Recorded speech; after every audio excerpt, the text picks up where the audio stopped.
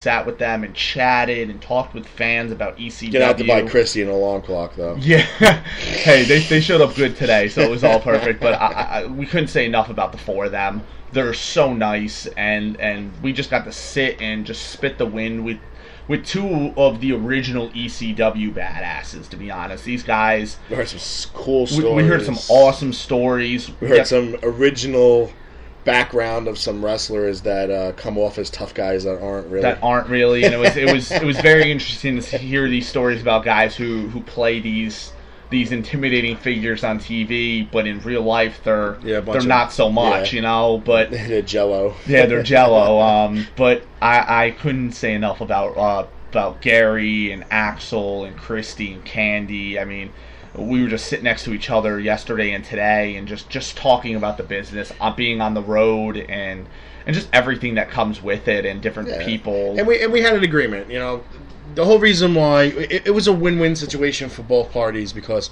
a lot of these wrestlers they have what's called appearance fees, okay, and then they sell all their product. That's called gimmick. Yep. Okay, for the people who don't really know what it's called, but you might have heard it and not know what it means. Okay. I did not collect. I did not pay the ECW crew to appear. They did it on themselves. And 100% of the gimmick that they sold was money made in their pockets. And the reason why I did this is because I feel like I'm a radio station, okay? Maybe I'll get into the agent type side of the business, little by little. I don't know. But I feel that Gary Wolf and Axel Rotten have paid their dues, and they should be able to make money and make 100% profit and not have to lose money. Yep. And that's, and they deserve the exposure. And the generation that don't really know who they are because they're ECW originals, they're not ECW crossovers to WWE. But now with the network that you can get for $9.99 a month. $9.99. Write it down. Yeah. So with the network now, a lot of these younger generation gets to see Gary Wolf, the Pitbulls, Axel Rotten, Sandman, Al Snow, RVD, the Dudleys, and we can, Jasmine St. Clair, Angel Orsini. We can go on and on and on and on. But now they get to see them. So now when they show up to the conventions, now they're like, oh, there they are. It's like, oh wow, I watched them on the network last night. And I was like, cool. I watched them wrestling in Philadelphia, and cool. They were at the convention, and that's pretty awesome. We go over and get an autograph, and there are we all joke about the network $9.99. We all joke about it. I mean, how can you not? But it's beneficial. It is to the. If you're a wrestling historian, the network is like God. I don't know. It's like historian orgasm or something. I don't know. I mean, it's got to make every historian and smile. Yeah. I mean, unless they're like one of those old school guys that has to read a book. Yeah. Have to go to a library. But it's so cool to just be able to, for these kids and for us too, to just be able to one night watch these guys on the network in the ECW originals, and then the next day be able to work with them for an entire weekend. It's just phenomenal, and how they are on TV. These guys like Gary and Axel and Christy, and Candy, they're all so nice and they're so open. They're real people. Well, they're real people, and that's how we got to know some of these people, especially today in Middletown, because it was a little bit slower. It wasn't like a busy atmosphere as it was yesterday. There was nobody yelling over each other. I got to stand and talk with Val Venus for literally 30 minutes, non-interrupted. And just talk with him about life and being on the road, and him talking about how he begged Vince McMahon for him to be able to shave his head because he was getting hair caught in his throat in the ring. Like, it was just funny stuff like that we got to be able to talk. Myself, my girlfriend, my friend Amy. And they hooked us up a lot too. Yeah. I bought a box of cards when I was there, and I pulled a Val Venus card out, and he was like, "Hey, give me, I'll sign it." Yeah. I was like, "Cool." I threw it in my book, and Camacho signed a bunch of cards for us as well. I appreciate that. Unfortunately, Jinder Mahal signed them, and then someone stole them, but whatever. And Hacksaw Jim Duggan sold, and again, Richie was one of the main guys, and his partner Anthony that helped us out by getting them. I mean, they didn't have to. And they're not getting paid for neither it. did Gary, Christy, and Axel. They signed 4 different things for they signed 5 different items for us because I wanted to make sure that my staff, you, JT, got autographed photos from the guys. Yeah, and they were nice enough to. They were like, "Yeah, I also no got a copy for Rico from DJ from JCW, but he left before I could get to the other side of the room. Yeah, they said, "Hey, no problem. You tell us how many you want. We'll sign them for you, and this and that." It was just, we got to meet so many great people. Got to stand and talk with them. People stopped at our table because we have the ECW originals there. We got to sit and talk with these people, and we also got to meet. Somebody that's also on the same line of business as us, another wrestling podcast. Yep. We, interacted on Facebook a couple times. We said we were both going to be at the Wrestling Spectacular. Yep. And we wanted to be next to each other, so we got to put faces, with the voices, or in this case, faces with Facebook chat. Facebook, yep. So, they're cool. They had a nice little setup radio spread going on, and unfortunately, their spot was signal-wise was better than ours. Flat. I mean, they had service. They did a live show.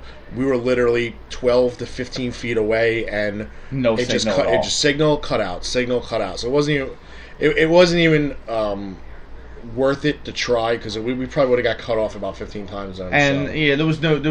There was no need to have all that extra stress and I didn't want to call people over to the table for interviews because it was such a light crowd. If you call somebody over and you have a 10-minute interview, they're going to lose out on money because people are going to walk by to the table and they're not there. If it was busier, they would have made. If it was packed, they would have made the money regardless. Like we did last time we were at Legends, where we sat down and talked with Rhino and Al Snow, and I got to go over and talk with Ezekiel Jackson. There was plenty of time for that. This time, there was an empty room, so we wanted these guys to be able to get as much money as possible. Yep. One thing we definitely want to throw out there is WWE Hall of Famer Sonny was at both shows, including Warriors of Wrestling, which briefly we'll just say a hell of a show on Saturday night after Legends. Jinder Mahal, Camacho, EC3, Hacksaw Jim Duggan, we're all in the house. Brittany, Sonny, and they put on a really ass kicking show. Yeah, and I have to say it was probably their best show. Yeah, and kudos to Joe Bellini and his entire roster.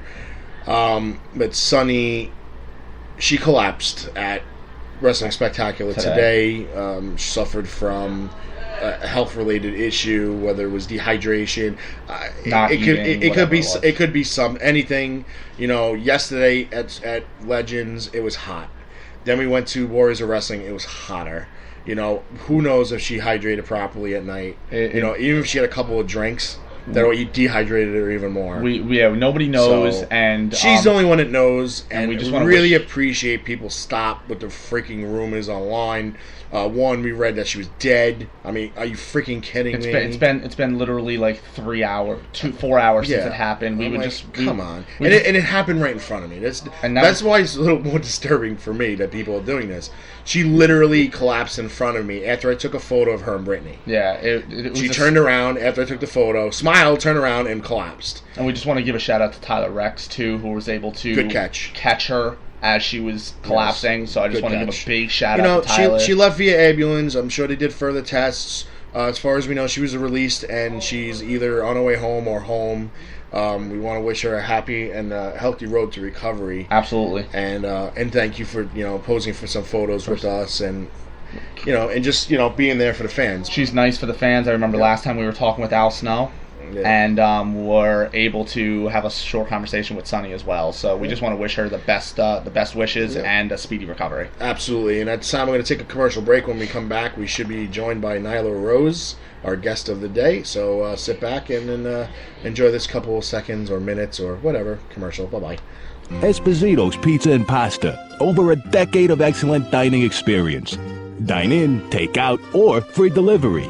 We feature over 25 different types of pizza pies, and also will create anything you want.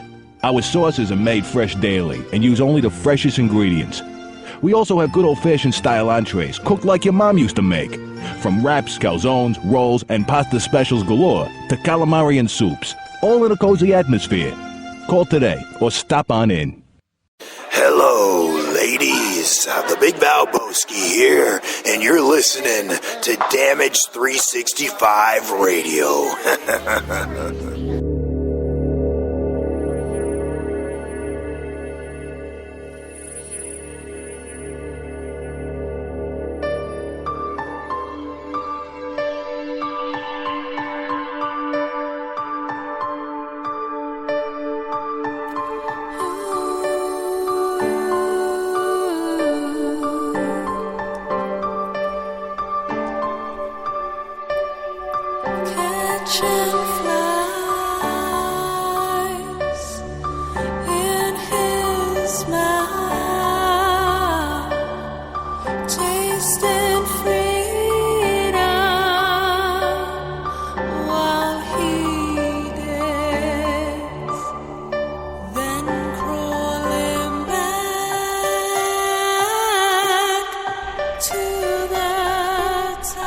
Welcome back, everybody. At this time, we'd like to welcome our guest of the show. She is a multiple-time female champion and apparently a very, very large fan of The Ultimate Warrior. We'd like to thank and welcome Nyla Rose to the show. Welcome to the show, Nyla. Thank you for having me. How are you guys? We're doing good. We're doing good. We had 2 wrestling conventions this week, a wrestling show, and then our live show. So we're jam-packed full of wrestling, and then we got a pay-per-view tonight to watch. So who's better than us? We all love wrestling. Fair enough. Okay, so tell us a little bit about Nyla Rose. We'll start from the beginning. How you got into the business, and maybe who is your inspiration to get into the business? Well, I grew up as a fan of wrestling. I grew up watching it with my grandmother. We would watch, old WCW and WWF back in the day. So she's the one who kind of turned me on to wrestling in general. She tried to get me in other sports, and that just didn't stick. But from there, I went to a wrestling school in Manassas, and the rest is kind of history. It just felt like a place where I belong. I fit in, and I never looked back. That's cool. Good. Who was, growing up, who really inspired you, on TV and everything like that? Who were you a fan of? Who was your favorite wrestler growing up, and maybe inspired you to be a character that you use? Growing up, I was a huge fan of The Undertaker. I even had, the life-size cutout was in my room. I had a whole wall with just posters of him and, a few others, but predominantly him. So I was a huge, huge fan of The Undertaker. It was everything about him, just his whole character, just all the theatrics. It really just drew me in. The fact that he was larger-than-life personality, and he was so mysterious. Just everything about that really just drew it in for me. But I always was inspired by, people like Roddy Piper who could just run his mouth. Yeah. I used to love to hear him talk in promos. That I could listen to him talk all day long. So are you a trash talker? Man. Huh? Are you a trash talker? I can be a bit of a trash talker. My couple of my friends usually have me play Xbox with them. I'm no good, but I will talk trash like nobody's business. So. Well, it's part of the business. So I mean, you're handed a microphone. You're not there to just say all nice things. You gotta talk some trash. I mean, come on. I've seen video of you. I've seen photo shoots. I'm not flirting, but you're beautiful. But Thank you. But you're very dangerous. I get that a lot. I get that a bit. It's a good combo. It's a good combo. I'm okay with that. It's not fair though. Nothing that looks that good should be that dangerous. Why not? Because it's scary. Plants in the wild. I'm just insecure about my manhood, I guess. I'm just afraid that you're gonna smash my head off the side of a oncoming bus or something. Well, I guess you just got to be on your best behavior. Yeah, well, that's why you're on the phone and not in studio.